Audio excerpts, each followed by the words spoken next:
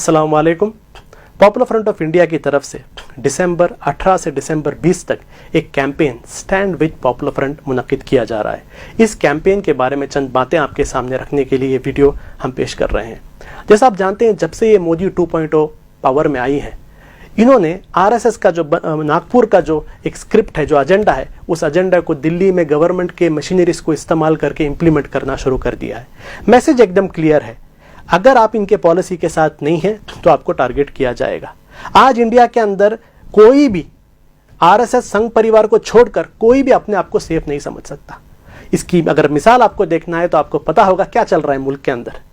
अलग अलग लोगों को, अलग अलग सेक्शंस ऑफ सोसाइटी को टारगेट किया जा रहा है, चाहे आप स्टूडेंट्स हो, चाहे प्रेग्नेंट औरत हो, चाहे एक बुजुर्ग आदमी हो जिसे पानी पीने नहीं होता, चाहे एक दलित लीडर हो, चाहे एक आदिवासी लीडर हो, या किसान हो, या मुस्लिम संगठन हो, हर किसी को टारगेट किया जा रहा है। वो इसलिए क्योंकि अगर आप इनके पॉलिसीज के खिलाफ बात करते हो तो आपको सुकून से रहने नहीं दिया जाएगा। तो अगर लोग ये सोचते हैं कि आरएसएस के साथ सिर्फ चंद लोगों को टारगेट किया जाएगा तो वो गलत है। हर वो शख्स जो संघ परिवार के साथ नहीं है उसे टारगेट किया जाएगा। दूसरी बात अगर हम देखते हैं, पॉपुलर फ्रंट ऑफ इंडिया पर भी अभी हाल ही में ईडी के रेड्स चल रहे हैं। आपने न्यूज़ में सुना होगा कि पूरी की पूरी ईडी को हमारे पीछे लगा दिया गया था। ये जो सिलसिला है कोई नया सिलसिला नहीं है। जैसा आप जानते हैं, पॉपुलर फ्रंट को तो बहुत पहले से आरएसएस अपने निशाने में रखा हुआ है।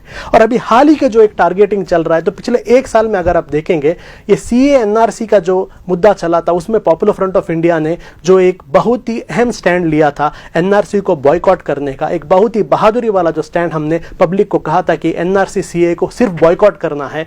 इसके बाद से हम देखते हैं पॉपुलर फ्रंट ऑफ इंडिया को अलग अलग चीज़ों में इन्होंने लिंक करने की कोशिश की। कभी दिल्ली दंगों में हमारा नाम डाला गया, कभी हाथरस कॉन्स्पिरेसी में हमारा नाम डाला गया, कभी एनआईए को हमारे पीछे लगाया गया, कभी ईडी को हमारे पीछे लगाया गया। तो ये मुसलसल चलते आ रहा है। लेकिन फिर भी पॉपुलर फ्रंट ऑफ इंडिया ने अपने स्टैंड को डाइल्यूट नहीं किया, अपने काम को डाइल्यूट नहीं किया। उसी जोश के साथ हम अपना काम करते रहे। अभी एक बहुत बड़ा सवाल लोगों के सामने आता है कि क्यों इतना पॉपुलर फ्रंट को टारगेट किया जा रहा है। चंद लोग पूछते हैं सिर्फ आपको ही क्यों टारगेट किया जा रहा है, इस लेवल पर मीडिया में हर जगह आपके खिलाफ ऐसी बातें क्यों चलती है।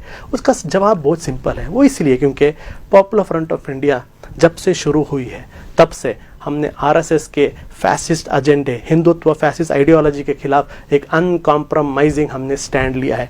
कभी भी हमने इनके सामने सर नहीं झुकाया। और ये सिर्फ बातों में नहीं, जहाँ जहाँ ग्रास रूट लेवल में हमारे कैडर मौजूद हैं, वहाँ हमने इनकी हिंदुत्व आइडियोलॉजी की मुखालिफत की। हमेशा आरएसएस के बड़े बड़े लीडरों ने कहा है कि पॉपुलर फ्रंट ऑफ इंडिया उसके लिए एक बहुत बड़ा रुकावट है इंडिया में एक हिंदू राष्ट्र बनाने के लिए। कौन सा हिंदू राष्ट्र?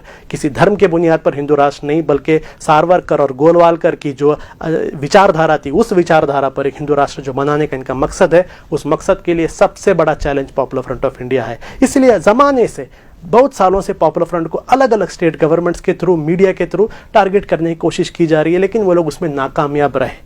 अभी हम देखते हैं कि हाल ही में पॉपुलर फ्रंट ऑफ इंडिया को लोगों से दूर करने की कोशिश की जा रही थी। पॉपुलर फ्रंट ऑफ इंडिया को ऐसा बदनाम करने की कोशिश की जा रही थी ताकि लोग हमसे ना जुड़े।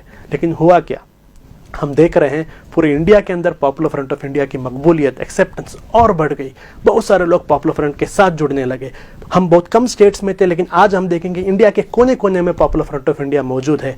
और ये देखकर इन्हें बहुत ही फिक्र हो रही है, आरएसएस के लोगों को बहुत फिक्र हो रही है। वो इसलिए क्योंकि पॉपुलर फ्रंट ऑफ इंडिया सिर्फ एक संगठन नहीं है, एक तंजीम नहीं है। पॉपुलर फ्रंट ऑफ इंडिया एक मिजाज है। जहाँ जहाँ हम जाते हैं हम ये मिजाज को भी लेके जाते हैं। वो मिजाज क्या है?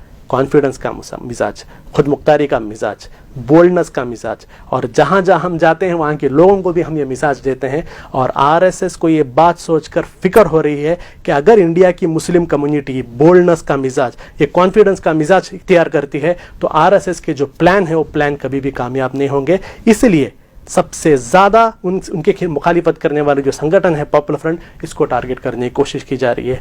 और हाल ही में हम देखते हैं ये ईडी को जो इस्तेमाल किया, ये इसी सिलसिले का एक रुख है।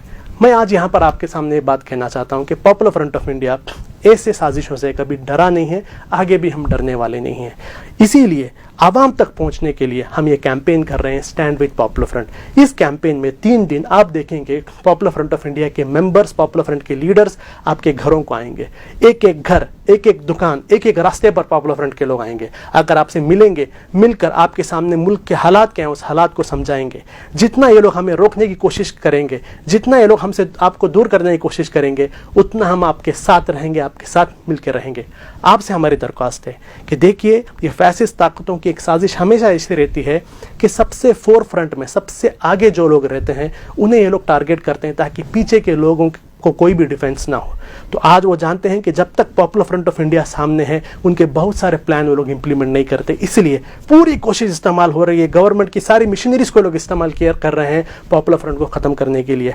आपकी जिम्मेदारी क्या है? आपकी जिम्मेदारी है कि पॉपुलर फ्रंट आपकी तंजीम है, आपकी संगठन है, आपकी आवाज़ है, आपके लिए बात करने वाली संगठन है। ऐसे वक्त में ज़रूरत है कि आप सामने आएँ और पॉपुलर फ्रंट ऑफ इंडिया के लिए बात करें, पॉपुलर फ्रंट ऑफ इंडिया की हिमायत में सामने आए। पॉपुलर फ्रंट ऑफ इंडिया को जिस तरीके से आपने आज तक सपोर्ट किया है, और ज़्यादा सपोर्ट करने की ज़रूरत है।